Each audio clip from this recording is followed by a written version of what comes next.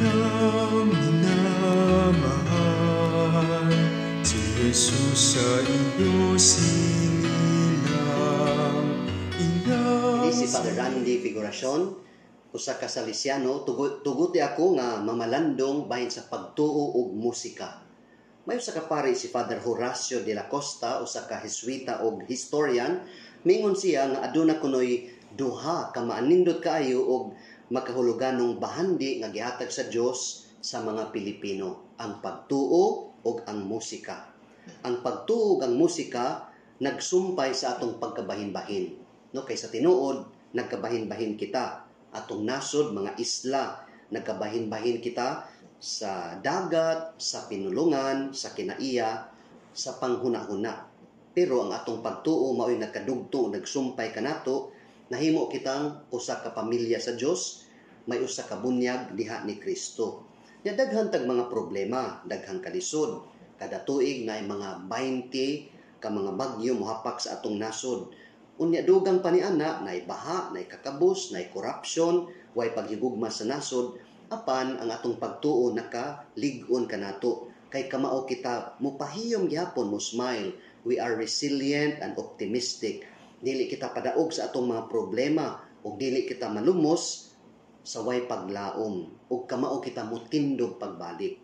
Unya labaw sa tanan ang musika mausay nakadugtong nato talagsaon kay ni nga gasa sa Ginoo. Kay ganahan kay ta mo kanta, mo sayaw, ang musika naa sa atong dugo, naa sa atong unod, naa sa atong kalag.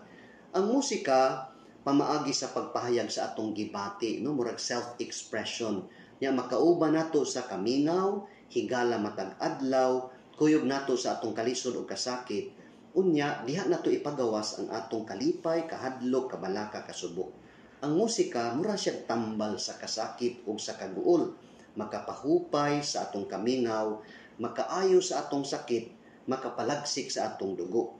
Labaw sa tanan ang musika mahimo kining sakayan sa atong pagtuo, mahimong sakayan sa pulong sa Dios nga makatandog sa atong dughan ug makaset kinig mood, magdala kini og alegre, kasolemne sa okasyon, nya makabayaw sa atong kalag ngadto sa kahitas-an. Musa kining musika makatabang sa pag-ampo. Mao na nga naghimo kog mga musika unya kung bation sa kong kamingaw, no, mukanta ko pananglitan og Lead Me Lord, unya mahupay kog malig-on ko. Nagsulat ko usa ka musika isip pag-ampo alang sa atong pamilya. Ang title niini kay Magkahiusa. Dinhi sa maong kanta gisaysay nga sa sinugdanan ang atong pamilya naghigugmaay, nagkahiusa. Apan tungod lagi sa kahakog, nagkabahin-bahin, nagkabuwag.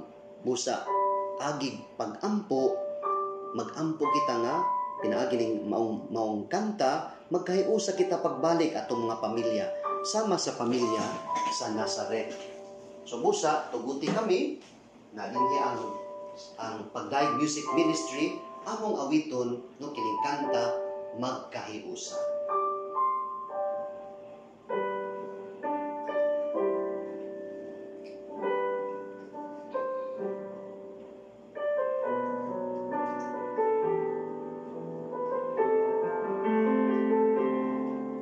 Sa pagmugna sa amahan sa kalibutan, gihimo niya ang tanan sa gugma. Apan tungod sa kahakog sa tao, nakabulag, nakabahin kitang tanan. Sa kadako sa pagmahal sa Dios, gipadala ang anak nga nahimong tao.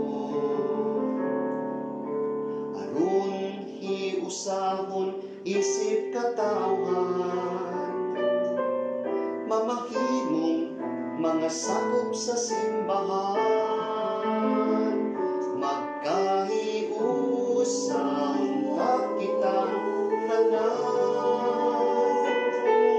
magkauyon nga managsuon, magsinabtanay,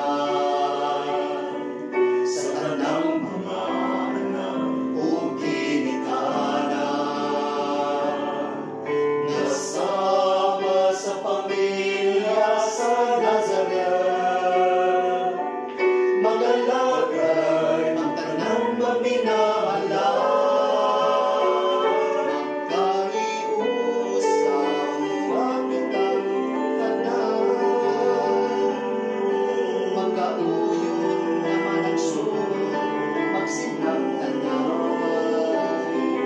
Magkatigong punta kita, magkahiusa nga pamilya, iba sa lawas ug dugo ni Kristo. Magkahiusa unta kitang tanan, magkauyon naman ang suod, magsinag tanay. Magkatigong unta kita, magkahiusa nga pamilya, diha sa lawas ug dugo ni Kristo.